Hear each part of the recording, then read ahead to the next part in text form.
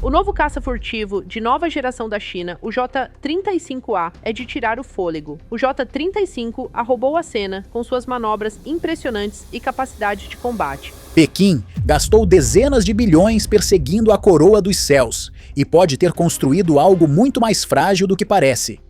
Este é o J-35, o suposto caça F-35 Killer da China, um jato furtivo de quinta geração projetado para desafiar a supremacia americana no Pacífico. Mas por trás de suas linhas afiadas e ângulos perfeitos, surge uma questão mais profunda. Não se ele parece furtivo, mas se ele permanece furtivo quando o combate real começa. Em um show aéreo, o J-35 é impecável.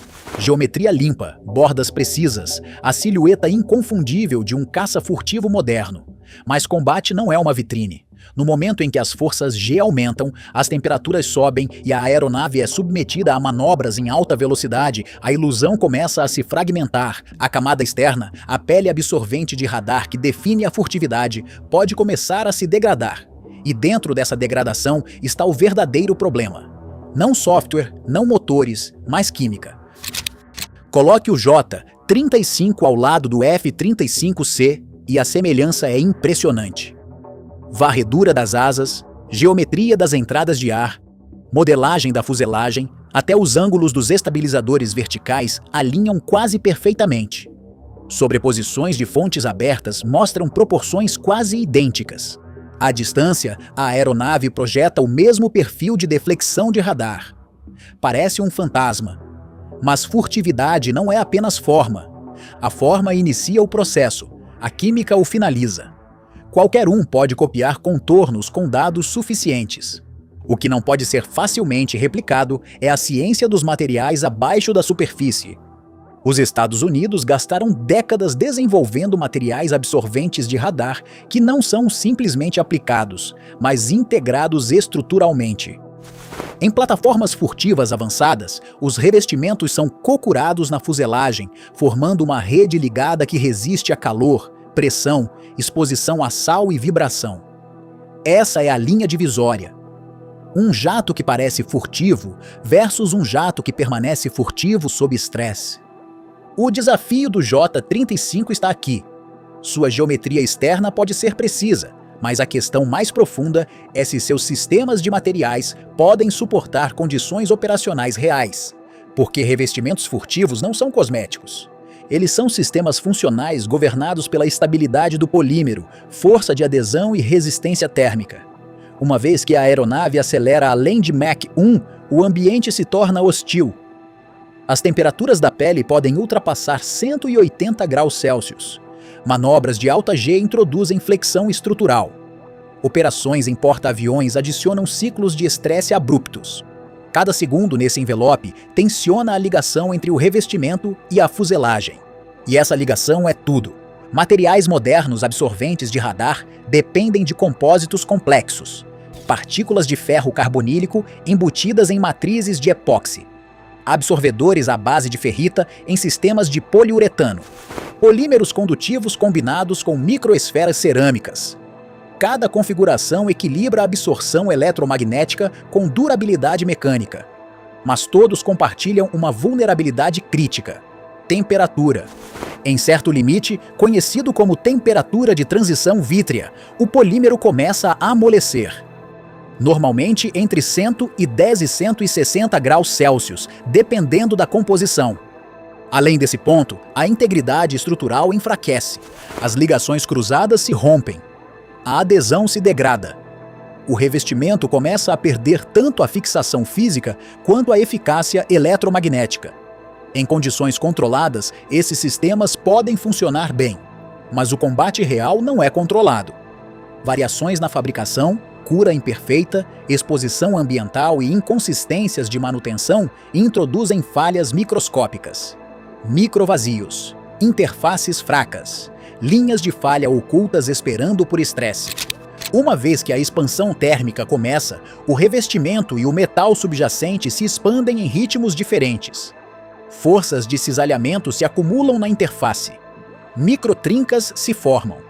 Sob estresse repetido, essas trincas se propagam. A resistência à adesão conta a história claramente. Valores laboratoriais podem começar em torno de 3 a 5 megapascais. Mas após ciclos térmicos e estresse sustentado em alta velocidade, essa resistência pode colapsar dramaticamente. Abaixo de 0,5 megapascals, o revestimento não é mais estruturalmente confiável. É uma camada esperando para se desprender. O elo mais fraco é frequentemente a camada de acoplamento de silano. Esta interface molecular liga partículas de enchimento à matriz de polímero e ancora todo o sistema à fuselagem. Em teoria, cria uma rede densa de ligações. Na prática, fabricação apressada ou processamento imperfeito pode deixar ligações incompletas. Sob magnificação, o resultado é visível. Microvazios espalhados pela interface. Pequenas separações que crescem sob estresse. O padrão de fratura torna-se previsível. Deslaminação limpa na camada de ligação. Seções do revestimento se separando da superfície.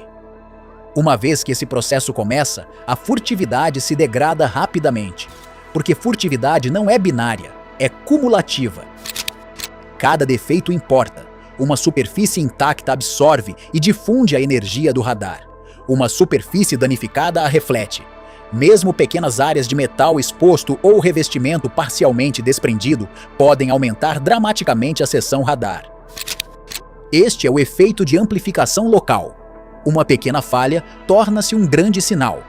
A aeronave não se torna visível gradualmente. Ela transita de baixa observabilidade para detectabilidade em momentos. É aí que a analogia do farol se torna relevante. Uma superfície furtiva funcionando suprime a reflexão. Uma danificada a amplifica. Em vez de dispersar as ondas de radar, começa a retorná-las diretamente. Sinais brilhantes e coerentes que se destacam contra o ruído de fundo. Para os sistemas de radar, a aeronave deixa de ser uma sombra. Torna-se um farol. Os alcances de detecção se expandem.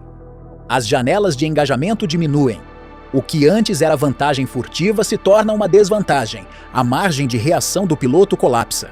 A aeronave entra no envelope de engajamento do inimigo muito antes do previsto.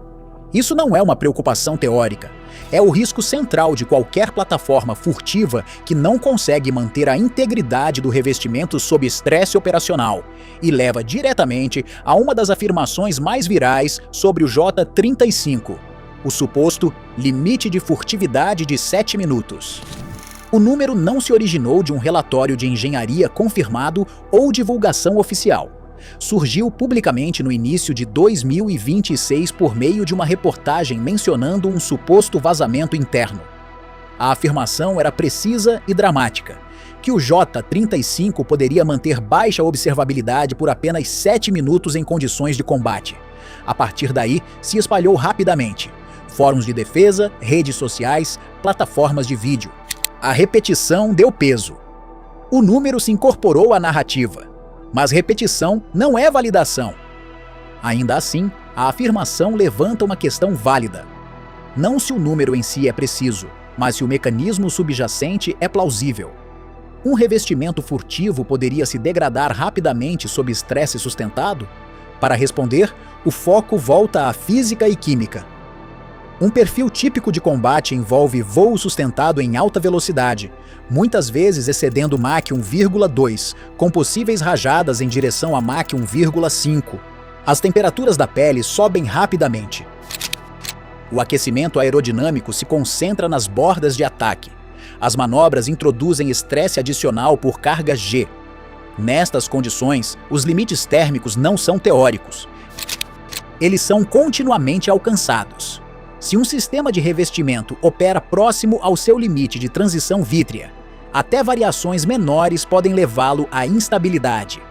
Adicione inconsistências de fabricação, exposição ambiental e variabilidade de manutenção, e a margem se estreita ainda mais. O tempo se torna um fator, não como uma contagem regressiva fixa, mas como função do estresse acumulado. Cada segundo em alta temperatura e carga contribui para a degradação. Microtrincas crescem, a adesão enfraquece, a integridade da superfície diminui. O processo pode não ser exatamente 7 minutos, Mas o conceito de desempenho limitado pelo tempo não é irracional.